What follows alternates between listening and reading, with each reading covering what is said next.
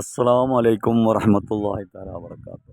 പ്രിയമുള്ള മോമിനീങ്ങളെ, ദാദാ ഹയാത്തിൽ സിയാറത്തിന് വന്നതാണ്.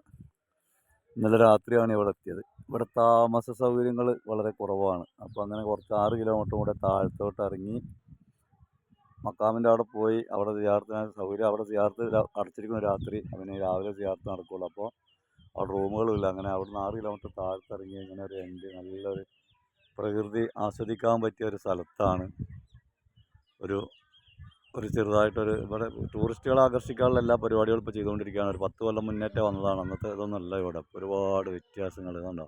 അപ്പോൾ ഈ കിടക്കുന്ന ഈ ടെൻറ്റിലാണ് ഞങ്ങൾ 2 ഫാമിലികൾ താമസിച്ചിരുന്നത്. പിന്നെ അങ്ങനെ ഇവിടെ വന്ന് താമസിച്ച് ഇപ്പോൾ ഇൻഷാ അള്ളാ അവിടുത്തെ കുളിയെല്ലാം കഴിഞ്ഞ് എല്ലാം ശരിയാക്കി ഡ്രസ്സൊക്കെ മാറി ഇൻഷാ അള്ളാ ഇനി ഞങ്ങൾ അതായത് മക്കാമിലേക്കുള്ള യാത്രയിലാണ്.